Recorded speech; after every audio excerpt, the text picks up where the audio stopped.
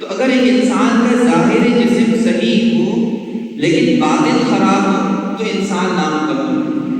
اسی طرح اگر انسان کا باطن صحیح ہو لیکن ظاہر خراب ہو تو بھی انسان نامکمل ہے۔ یعنی جب نماز پڑھتے تھے تو خالق کائنات سے تعلق جڑ جاتا تھا، اس کے بعد دنیا و معافی یہاں سے منقطع ہو جاتا ہے۔ تو نماز کے اندر جب ہم اپنی نمازوں میں محنت کریں گے تو ہمیں اللہ سے اپنے حق میں فیصلے کروانا ہے۔ معلوم ہوا کہ نماز میں جو حقیقت تھی ہم اس سے بالکل خالی ہیں۔ نماز میں جو ہمیں ضرورت تھی خشوع اور خضوع پیدا کرنے کی، توجہ اور دھیان کی، جب نماز میں کھڑے ہوں تو یہ کیفیت ہو کہ جیسے بادشاہ میرے سامنے کھڑے ہیں۔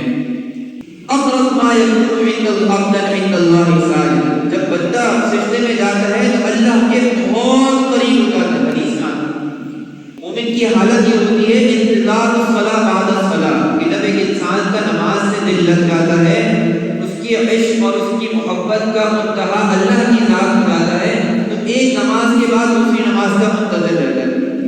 7 سال کے ہیں اسی وقت سے نماز کا حکم دینا شروع کر دو۔ کیوں؟ اس لیے کہ نماز پڑھنا سیکھنا آسان ہے، لیکن نماز کو اپنی زندگی میں قائم کرنا یہ بہت مشکل کام ہے۔ اب ہم اور آپ یہ سوچیں گے کہ قائم کرنے کا مطلب کیا ہے؟ جو نماز کو ہماری زندگی میں نظام کے طور پہ قائم کرنے کا حکم دیا گیا ہے، اس کا کیا مطلب ہے؟ تو دیکھیں، قائم کرنے کا تعلق انسان کی 2 چیزوں سے۔ جس طرح انسان کے اندر ایک جسم ہے اور ایک انسان کی روح ہے۔ اگر انسان اپنے جسم کو صحیح صاف ستھرا رکھے، روح کو گندا رکھے، تب بھی انسان نامکمل۔ مثال کے طور پہ انسان صاف ستھرا کپڑے پہنا ہوا ہے، صاف ستھرا جسم ہے، ذہن اس کا گندگی میں چلتا ہے، ذہن میں اس کی خرافات بھری پڑی ہیں، ذہن میں اس کے دوسرے کو دھوکہ دینے کا، دوسرے کے مال میں لالچ کرنے کا، دوسرے کے مال پر نظر رکھنے کا، کسی کی چغلی کر دینا، کسی کے بارے میں خیانت کر دینا، کسی کی جھوٹی شکایات لگا دینا، مختلف قسم کے جرائم ہیں انسان کے اندر۔ تو اگر ایک انسان کا ظاہر جسم صحیح ہو لیکن باطن خراب ہو تو انسان نامکمل ہے۔ اسی طرح اگر انسان کا باطن صحیح ہو لیکن ظاہر خراب ہو تو بھی انسان نامکمل ہے۔ مثال کے طور پہ انسان دل سے تو اللہ اللہ کر رہا ہے، اللہ کے احکامات کو، اللہ کی نعمتوں کو یاد بھی رکھ رہا ہے، ظاہر میں کہتے ہیں نماز پڑھنے کی، عبادات کی کوئی ضرورت نہیں ہے، تو بھی انسان نامکمل ہے۔ تو معلوم ہوا کہ جس طرح انسان کا جسم ظاہر اور باطن کا مجموعہ ہے، نماز بھی ظاہری عبادت بھی ہے اور باطنی عبادت بھی ہے، دونوں کا ذکر قرآن میں فرمایا گیا۔ ظاہری عبادت نماز کی انسان کو کیا سکھاتی ہے؟ نماز کی ظاہری عبادت انسان کو پابندی اوقات سکھاتی ہے، نظم و ضبط کا پابند بنانا، کہ جب ایک انسان نمازی ہوتا ہے اس کو پتا ہے کہ نماز اگر میں نے وقت سے 1 منٹ متاخر کر دی نا تو نماز قضا ہوگا۔ مجھے ہمت کرنی ہے، مجھے اہتمام کرنا ہے، نماز کو اس کے وقت پر ہی ادا کرنا ہے، نماز کو اس کے وقت پر ادا کرنا ہے۔ نماز صرف ہمیں اکیلے نہیں پڑھنی، جماعت کے ساتھ اہتمام سے شریک ہونا ہے، ایک اجتماعیت کو برقرار رکھنا ہے۔ نبی کریم صلی اللہ علیہ وسلم ایک موقع پر فجر کے بعد گھر سے تشریف لائے اور فرمایا کہ میرا دل یہ چاہتا ہے کہ جو لوگ فجر کی نماز میں جماعت میں حاضر نہیں ہوتے ان کے گھروں کو آگ سے جلا دو۔ سوچیں، وہ لوگ جو گھر میں فجر میں اٹھ رہے ہیں، نماز پڑھ رہے ہیں، لیکن نماز کو جو حقیقی معنی میں قیام کرنا تھا، جس سے نظم و ضبط پیدا ہونا تھا، اس کے اوپر عمل نہیں کر رہے۔ اللہ کے رسول فرما رہے ہیں کہ میرا دل یہ چاہتا ہے کہ ان کے گھروں کو جلا دو۔ وجہ کیا ہے؟ کہ جب نماز انسان کی ذات میں قائم ہوتی ہے، نظام انسان نماز کا اپنے اوپر نافذ کر دیتا ہے، تو اس کا خالق کائنات سے تعلق جڑ جاتا ہے۔ کیسے جڑ جاتا ہے؟ نبی کریم صلی اللہ علیہ وسلم کو دیکھیں، صحابہ کرام رضی اللہ تعالی عنہ کو دیکھیں، نمازوں کے ذریعے سے آسمان سے فیصلے تبدیل کروا لیا کرتے۔ جنگ بدر کا موقع ہے، ایک طرف صرف 313 کا مجمع ہے، ایک طرف پورا لاکھ لشکر ہے، گھوڑے بھی ہیں، ہتھیار بھی بھرپور ہیں، لوگ بھی سارے کے سارے سوار اور جلاد قسم کے ہیں، لڑاکا قسم چونکہ جنگجو قوم ہے، 1000 ہے، 3 گنا زیادہ ہیں، اللہ کے رسول نماز کے لیے کھڑے ہوتے ہیں، سجدے میں جاتے ہیں، اللہ سے فیصلہ کرواتے ہیں کہ اے اللہ اگر آج یہ جماعت ختم ہو گئی تیری، آج یہ لوگ جو میں نے تیار کیے ہیں یہ تباہ و برباد ہو گئے، ختم ہو گئے، تو تیرا زمین پہ نام لینے والا کوئی نہ ہو۔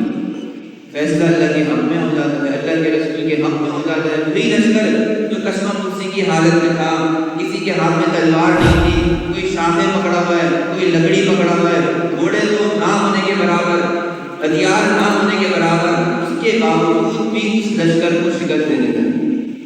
صحابہ کرام رضی اللہ تعالیٰ عنہ کی نمازوں میں غور کریں تو وہاں بھی یہی چیز نظر آتی ہے کہ نماز میں اتنی توجہ ہے، اتنا انہماک ہے کہ بڑی بڑی تکالیف نماز کے اندر آئیں تو نماز میں اللہ سے تعلق ایسا جڑا ہوا ہے کہ احساس و فکر و خیال میں نہیں۔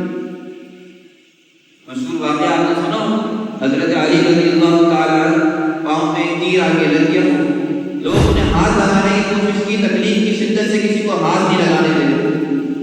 حضرت فاطمہ نے فرمایا کہ انتظار جب نماز کی حالت ہوگی اس وقت نکال لینا۔ نماز کے اندر کھڑے ہوئے، نماز سے فارغ ہوئے، دیکھا لوگ برابر میں بیٹھے ہیں، فرمایا کیا تیر نکالنے آئے ہو؟ فرمایا نکال دیا۔ یعنی جب نماز پڑھتے تھے تو خالق کائنات سے تعلق جڑ جاتا، اس کے بعد دنیا و معافی یہاں سے منقطع ہو جاتا۔ تو نماز کے اندر جب ہم اپنی نمازوں میں محنت کریں گے تو ہمیں اللہ سے اپنے حق میں فیصلے کروانا ہے۔ جب آپ کا مثال کے طور پہ بادشاہ وقت سے تعلق، تو کیا آپ کو کسی پولیس والے سے ڈر لگتا ہے؟ کیا آپ کو کسی بڑے عہدیدار سے ڈر لگتا ہے؟ آپ کو پتا ہوتا ہے کہ اگر اس نے میرے خلاف فیصلہ بھی دے دیا تو میرا جو بادشاہ وقت سے تعلق ہے میں اس سے سفارش کروں گا، وہ میرے حق میں فیصلہ کروا دے گا۔ تو جس کی جان پہچان طاقتور طبقے سے ہوتی ہے وہ نچلے طبقے سے ڈرتا ہی نہیں۔ تو جس کی جان پہچان واقفیت تعلق اللہ سے جڑ جائے گا تو وہ دنیا والوں سے کیوں ڈرے گا؟ وہ حالات سے کیوں ڈرے گا؟ وہ واقعات سے کیوں ڈرے گا؟ وہ اپنے خلاف ہونے والی سازشوں سے کیوں ڈرے گا؟ وہ تو یہ کہے گا کہ اللہ میرے ساتھ ہے، اور جب اللہ میرے ساتھ ہو تو دنیا کی کوئی طاقت مجھے نہیں ہرا سکتی۔ تو نماز کو جب ہم حقیقی نماز بنائیں گے تو نماز ہمارے زندگی کے اندر قائم ہونے کا مطلب یہ ہوگا کہ ہماری زندگی ایک پراپر ٹریک کے اوپر آئے گی، اس کا ظاہر بھی درست ہوگا، باطن بھی درست ہوگا۔ نماز کے ظاہری کا مطلب درست کرنے کا مطلب یہ ہے کہ ہم نماز کو پڑھیں، اس کے اندر ہمارے جسم کے کپڑے صاف ہوں، ہمارے جسم کی جس جگہ پہ پڑھ رہے ہیں، مکان میں پڑھ رہے ہیں، وہ مکان صاف ہو، ہم باوضو ہونے کی حالت میں ہوں، ہر قسم کی نجاسات اور گندگی سے صاف ہوں۔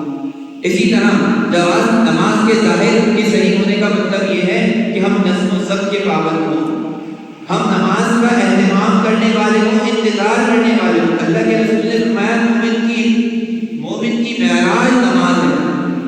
تو ایک انسان نبی کریم صلی اللہ علیہ وسلم کی طرح آسمان پہ جا کر تو اللہ سے بات نہیں کر سکتا، لیکن ایک چھوٹی سی ونڈو اس کو نماز کی صورت میں دے دی گئی ہے کہ اس نماز کے توفیل، اس واسطے کے توفیل تم اللہ سے باتیں کر سکتے ہو، رب سے اپنی خواہشات رکھ سکتے ہو، اپنی باتیں منوا سکتے ہو، اپنی حاجات کو منوا سکتے ہو۔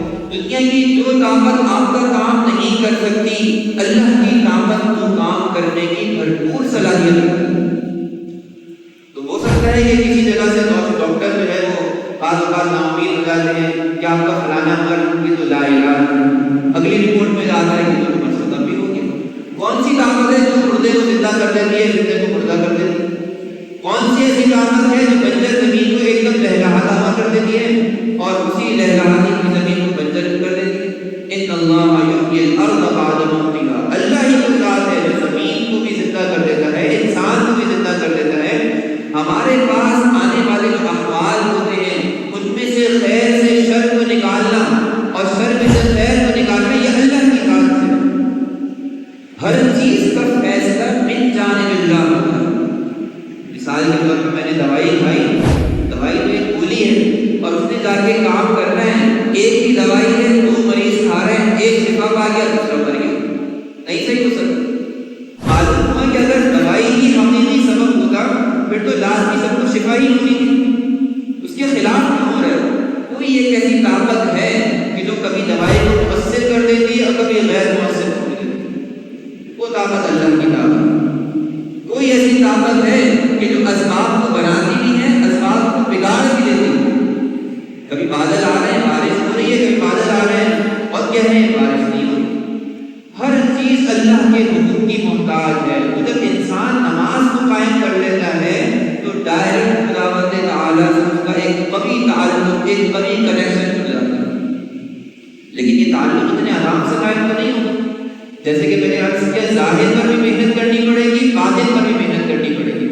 ظاہر پر محنت کا مطلب تو آپ کے سامنے آ گیا، باطن پر محنت کا مطلب کیا ہے کہ ہماری روح بھی نماز پڑھے۔ جسم تو ہمارا نماز پڑھے، روح ہماری نماز میں پھنسی ہوئی ہے، سوچ و فکر ہماری باس کے کاموں میں لگی ہوئی ہے، گھر کے 4 مسئلے سوچ کر بیٹھے ہیں، مسجد میں آگے کھڑے ہوئے اللہ کے آگے ہیں اور بچوں کی فیسوں کا سوچ رہے ہیں، فلانا کام کیسے ہوگا وہ سوچ رہے ہیں۔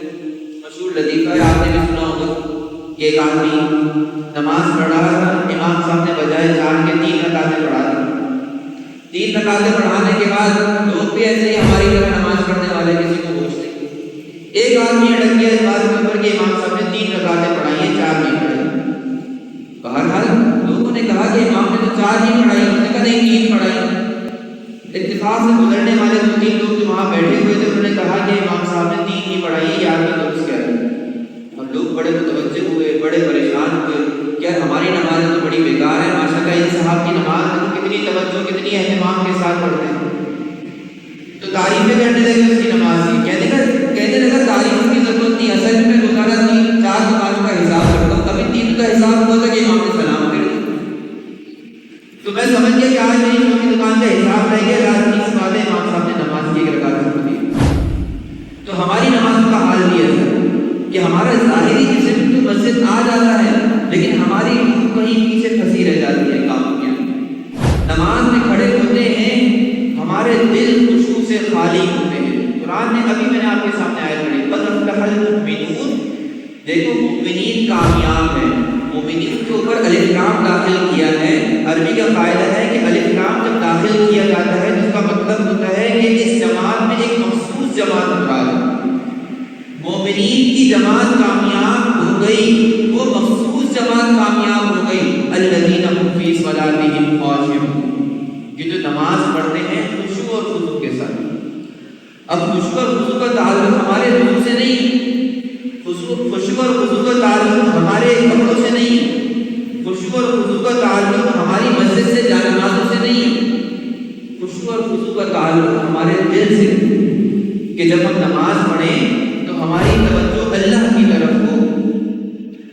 امام راضی رحمۃ اللہ علیہ نے ایک بات لکھی ہے، فرمایا کہ ہم نماز کے فرائض پورا کرتے ہیں لیکن ایک فریضہ چھوڑ دیتے ہیں۔ لوگوں نے پوچھا وہ فریضہ کیا ہے؟ فرمایا نماز کے فرائض میں سے ایک فریضہ یہ بھی ہے کہ انسان کے اوپر نماز کے اندر ایک لمحے کے لیے بھی یہ خیال پیدا ہو کہ میں اللہ کے سامنے کھڑا ہوں۔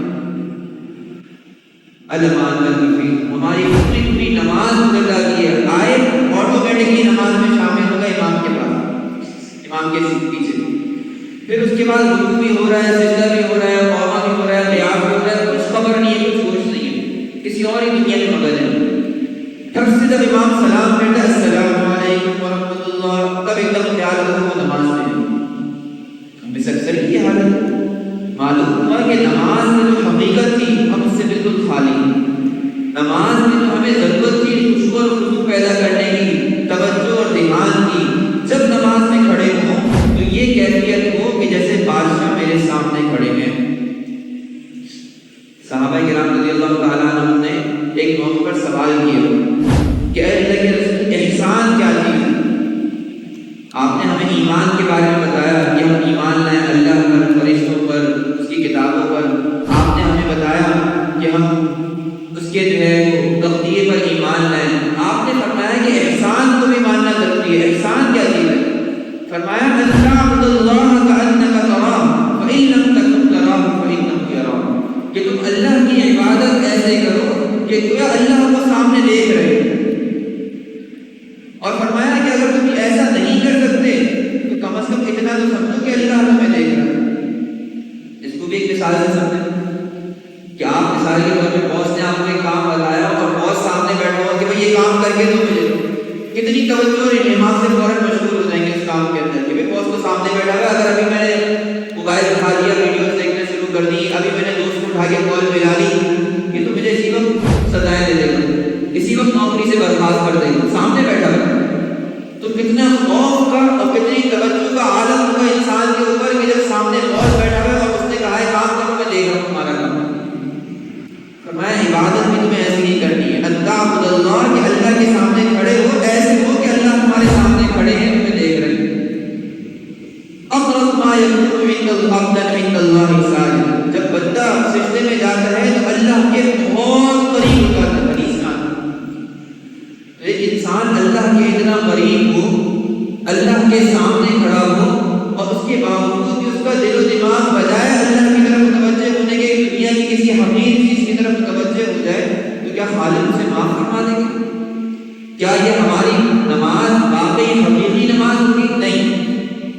تو خشوع اور خضوع کے لیے پہلی چیز جو انسان کی ضرورت ہے وہ توجہ اللہ ہے، اور اس کے لیے تیاری آپ کو گھر سے کرنی ہے کہ جب ایک انسان کو اللہ تعالیٰ نماز کے لیے بلاتے ہیں نا تو اللہ کی رحمتیں اسی وقت سے متوجہ ہو جاتی ہیں۔ مومن کی حالت یہ ہوتی ہے انتظار الصلاۃ بعد الصلاۃ، کہ جب ایک انسان کا نماز سے دل لگ جاتا ہے، اس کی عشق اور اس کی محبت کا منتہا اللہ کی ذات ہو جاتا ہے، تو ایک نماز کے بعد دوسری نماز کا منتظر رہتا ہے۔ فجر پڑھ کے آ گئے، تھوڑی دیر بے چینی پیدا ہو جاتی ہے کہ ظہر کب آئے گی۔ بالکل ایسے ہی جیسے کہ کسی نے نیا جوانی کا عشق کیا ہو اور محبوبہ اس کو ٹائم دے دے تو ایک دفعہ ملنے کے بعد دوسری دفعہ کا انتظار ہے، یار آج کی ملاقات ہو گئی، اگلی ملاقات کب ہوگی، فکر پیدا ہو جاتی ہے کسی سے۔ تو جس کو اللہ کی ذات سے عشق ہوگا، اللہ کی ذات سے محبت ہوگی، تو ایک نماز کے بعد دوسری نماز کے لیے انتظار کرے گا، اور یہ انتظار کرنا یہ اس کے لیے ثواب کا باعث ہے۔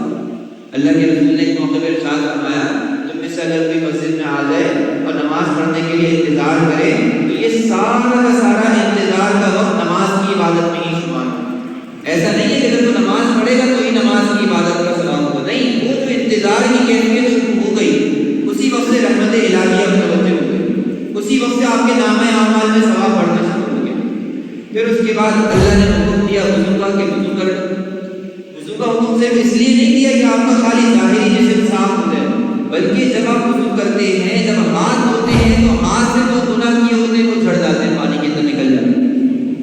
جب چہرہ دھوتے ہیں تو آنکھوں سے، کان سے اور ناک سے جو ہم نے گناہ کیے ہوتے ہیں وہ گناہ صغیرہ وہاں نکل جاتے ہیں۔ جب ہم پیر دھوتے ہیں تو پیروں سے ہم نے جو گناہ کی سمت میں چل چل کے کیے ہوتے ہیں، اللہ تعالیٰ خود بخود کو صاف فرما دیتے ہیں۔ تو دیکھیے جب اللہ تعالیٰ اپنے بندے کو اپنے سے قریب کر رہے ہیں تو خود بخود اس کے درجات بھی بڑھا رہے ہیں، یبدل سیئاتہم حسنات، اس کی برائیوں کو نیکیوں سے تبدیل بھی فرما رہے ہیں۔ تو گویا کہ جب ایک انسان، ایک بندہ اللہ کے سامنے آ کے کھڑا ہوتا ہے تو سارے صغیرہ گناہوں سے پاک ہو جاتا ہے۔ کتنی بڑی بات ہے کہ اگر آپ ایک نماز پڑھ لیتے ہیں اور اس کے بعد آپ کا انتقال ہو جاتا ہے تو گویا کہ زندگی بھر میں جتنے بھی صغیرہ گناہ کیے تھے وہ معاف ہو چکے ہیں۔ ہاں کبیرہ آپ کو توبہ کرنی پڑے گی، جو بڑے بڑے گناہ ہیں ان سے توبہ کریں گے تو معاف ہوں گے، وہ بغیر توبہ کے معاف نہیں ہوتے، لیکن صغیرہ گناہ ایک نماز سے ہی معاف کر دیں۔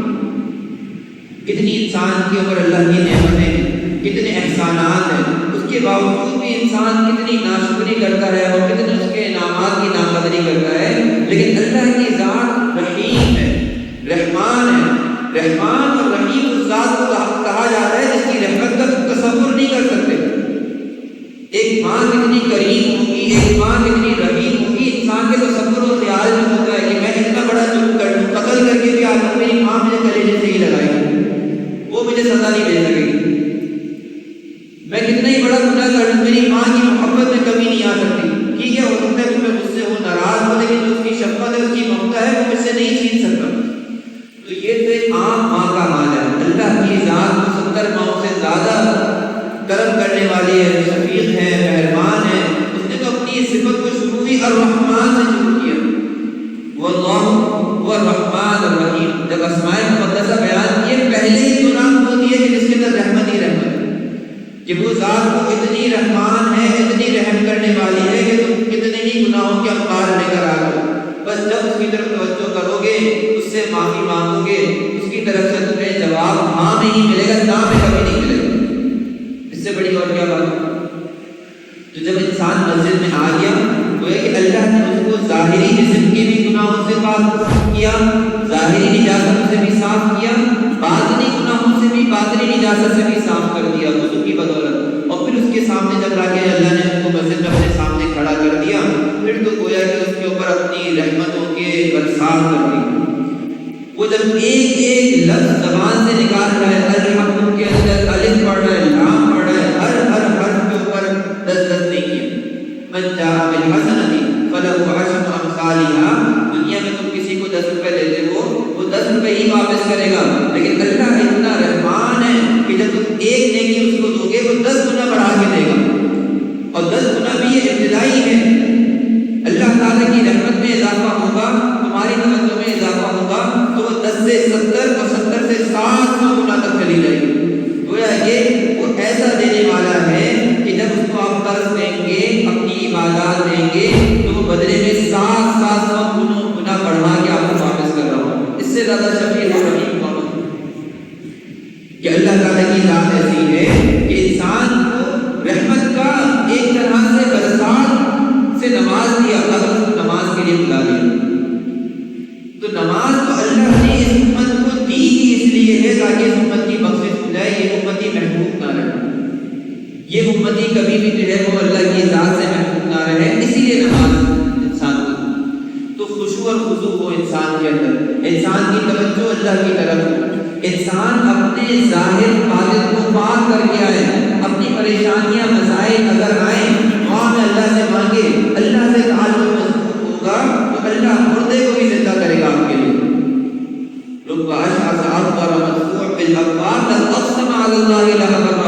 اللہ تعالیٰ نے فرمایا کہ کتنے ہی بندے اللہ کے ایسے محب اور محبوب ہوتے ہیں کہ اگر وہ اللہ کی ذات پر قسم کھا لے اللہ اس قسم کو ہی پورا کر دیں گے، ایسا ہو۔ اللہ نے اپنے بندے کو شرف دیا ہے، اشرف المخلوقات بنایا، پورے عالم کو آپ کی خدمت میں، یہ سورج زمین سے کروڑوں گنا بڑا ہے، لیکن وقت پر آئے گا، آپ کو روشنی پہنچائے گا اور چلا جائے گا۔ ایک اس کو جاب دی، اس کا کام ہی آپ کو فائدہ پہنچانا۔ چاند زمین سے ہزاروں گنا دور ہے لیکن وقت پر آپ کے لیے کارآمد موجود ہے، بادل ہے، فضا ہے، ستارے ہیں، پہاڑ ہیں، چرندے پرندے، پورے کی پورے عالم کو اگر آپ دیکھیں گے تو انسان کی خدمت میں لگی ہوئی ہے۔ تو انسان کو اللہ نے اشرف بنایا، انسان کو اللہ نے اپنی طرح ابدی بنایا، یعنی ازلی ذات تو صرف اللہ کی ہے، ہمیشہ سے تھی، لیکن انسان کو اللہ نے ہمیشہ کے لیے بنایا۔ جب اللہ نے انسان کو پیدا کر دیا تو اب یا تو اس کا ہمیشہ ہمیشہ کے لیے جنت ہے خالدین فیہا ابدا، یا ہمیشہ ہمیشہ کے لیے جہنم ہے خالدین فیہا ابدا، ختم نہیں فرمایا۔ یہ ہم جو کہتے ہیں ہم دنیا کے اندر ہیں، یہ ہم وقتی طور پہ ایک ٹیمپریری پیریڈ میں ہیں، اس سے پہلے ہم ماں کے پیٹ میں تھے، اس سے پہلے ہم باپ کے سمجھ میں تھے، اس سے پہلے ہم عہد الہد میں تھے۔ مختلف پیریڈ کے اندر انسان مختلف مکانات کے اندر آ رہا ہے اور انتقال ہو رہا ہے۔ انتقال عربی کا لفظ ہے کہ ایک جہاں سے دوسرے جہاں میں منتقل ہو رہا ہے، یہاں سے قبر میں منتقل ہوگا، قبر سے برزخ میں منتقل ہوگا، برزخ سے محشر میں منتقل ہوگا، اور محشر سے پھر اللہ تعالیٰ ہی جانتے ہیں کہ جو نیکوکار ہوں گے وہ ہمیشہ ہمیشہ کی جنت میں منتقل ہو جائیں گے اور جو بدکار ہوں گے وہ ہمیشہ ہمیشہ کی جہنم میں۔ تو جب اللہ نے اتنی بڑی نعمت ہمیں دی ہے نماز کی صورت میں اور اس کو قائم کرنے کا حکم دیا ہے، اگر انسان پھر بھی نافرمانی کرتا ہے تو پھر اللہ کا سزا بھی بہت سخت۔ فرمایا ایک حدیث میں کہ اگر ایک انسان بلا عذر ایک نماز چھوڑتا ہے، فرمایا خدا کی قسم، اللہ خود فرما رہے ہیں رب الجلال کی قسم، ایک وقت جہنم میں ضرور چلاؤں گا۔ رب نے فرمایا ایک وقت کتنا ہوتا ہے؟ ایک روایت میں آتا ہے 80 سال، ایک نماز چھوڑنے کے اوپر 80 سال جہنم میں جلانے کا ذکر ہے۔ گناہ کبیرہ ہے، معافی مانگے گا تو اللہ تعالیٰ فرمائے کہ ٹھیک ہے تمہاری قضا کرنے کو ہم نے معاف کر دیا لیکن قضا کرو۔ کتنے ہمارے اندر ایسے لوگ ہیں کہ جن کی کتنی نماز ان کے اوپر قضا ہے اور ہمیں فکر نہیں۔ جوانی ہونے کے بعد 10 سال نمازیں نہیں پڑھی، قضائے عمری فرض ہے۔ جب آپ کے ذمہ ایک آدمی قرض لے لے اور آپ کو ادا کرنا ہو آپ ادا نہ کریں تو آپ سے معافی مانگتے ہو، کہتے ٹھیک ہے میں نے معاف کر دیا لیکن قضا سے تو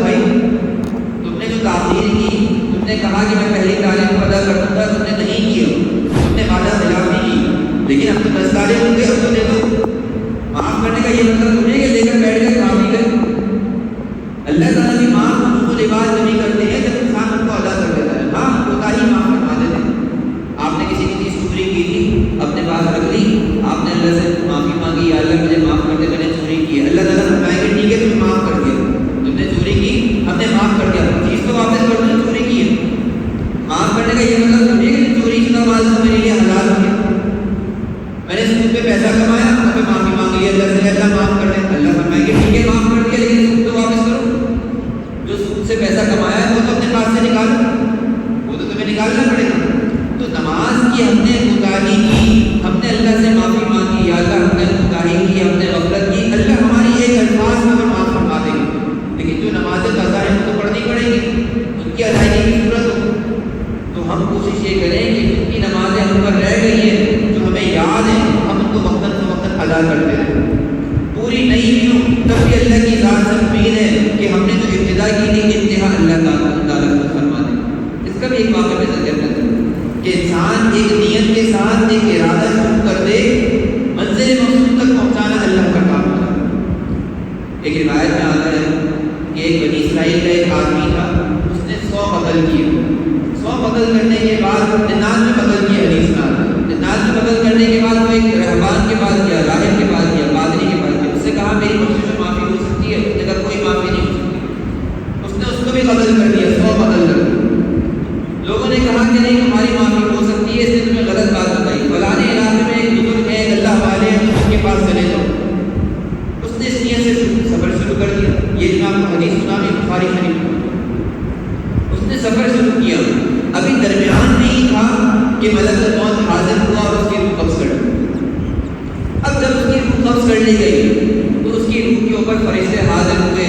جو اہل خیر کے فرشتے تھے وہ بھی آ گئے, اور جو جہنم والے فرشتے تھے وہ بھی آ گئے.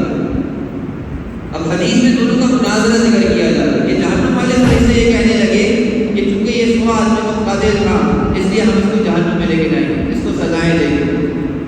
اور جو نیک لوگوں کی روح قبض کرنے والے فرشتے تھے وہ یہ کہنے لگے کہ نہیں, یہ توبہ کرنے کا ارادہ رکھتا تھا, توبہ کرنے کے لیے نکل کھڑا ہوا تھا, تو اس لیے ہم اس کو جنت میں لے کے جائیں گے. اللہ نے اس کی توبہ قبول کر دی. تو اب ان دونوں فرشتوں کو جب مناظرہ ہوا تو اللہ نے تیسرے فرشتے کو بھیجا ان کے درمیان فیصلہ کرنے کے لیے کہ چلو ایسا کرو, اس زمین کو ناپ لو جس زمین سے یہ نکلا ہے اور جہاں اس کو پہنچنا ہے, کس کے زیادہ قریب ہے, جس کے زیادہ قریب ہوگی اس کا بچاؤ. جب زمین کو ناپا گیا تو حدیث میں آتا ہے کہ 1 فٹ یا 1 ذراع کو آدمی اس زمین کی طرف تھا جس زمین کو بزرگ موجود تھے اور توبہ کے لیے جا رہا تھا. تو اللہ نے فیصلہ کیا کہ اس کی بخشش و مغفرت کر دی جائے اور اس کو جنت میں لے جائے.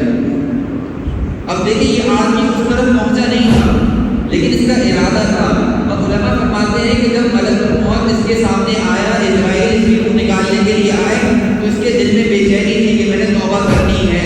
تو اس نے اپنے جسم کو آگے کی طرف گرا دیا. جب اس نے آگے کی طرف گرایا تو 1 فٹ قریب ہو گیا اس زمین کے.